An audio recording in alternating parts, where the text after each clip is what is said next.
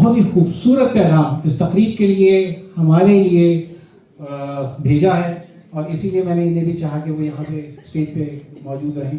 تو چلائیے پیغام. بسم اللہ الرحمن الرحیم. ڈاکٹر اختر حسین صاحب، چیئرمین اردو ادب ساؤتھ افریقہ، اور تمام حاضرین محفل، السلام علیکم. میری دلی خواہش تھی کہ میں آج خود اس ایونٹ میں شرکت کرتا، لیکن صحت کی خرابی کے باعث میں خود نہیں آ سکا. اور مجھے امید ہے کہ آج کا جو پروگرام اردو ادب ساؤتھ افریقہ نے جس کا انعقاد کیا ہے وہ ایک بہت خوبصورت اضافہ ہے، اور اس سمت میں کہ جہاں پہ ہم دار غیر میں بیٹھ کے اپنی قومی زبان کے فروغ کے لیے مختلف کوششیں یا کاوشیں کر رہے ہیں. اور پاکستان کا ہائی کمشنر ہونے کے حیثیت سے پاکستان اور جنوبی افریقہ کے درمیان ثقافتی تعلقات کی اہمیت سے میں بخوبی واقف ہوں، اور یہی وجہ ہے کہ اس کو فروغ دینے میں اردو ادب ساؤتھ افریقہ کی نمایاں خدمات کا اعتراف کرنے پر مجھے فخر ہے.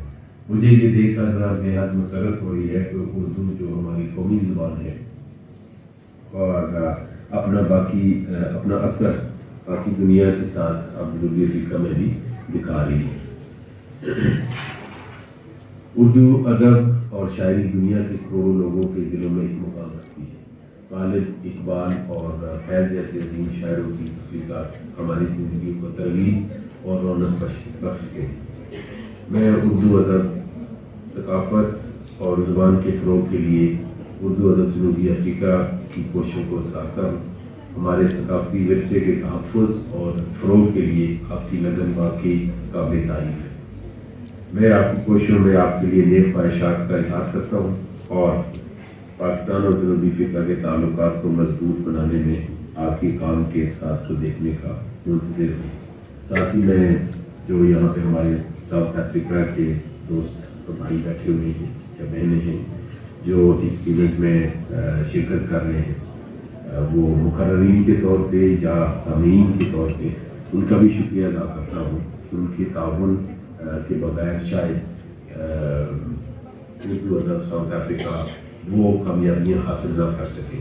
اور ساتھ ہی میں اردو ادب ساؤتھ افریقہ کے تمام منتظمین کا بھی شکریہ ادا کرتا ہوں، اور ان کو یہ یقین دہانی دلاتا ہوں کہ آپ کی تمام کوششوں میں پاکستان ہائی کمیشن آپ کے ساتھ ہے. اور مجھے امید ہے کہ آنے والے دنوں میں آپ اس طرح کے ایونٹس ڈربن کے علاوہ جو ساؤتھ افریقہ کے دوسرے شہر ہیں وہاں پہ بھی منعقد کریں گے،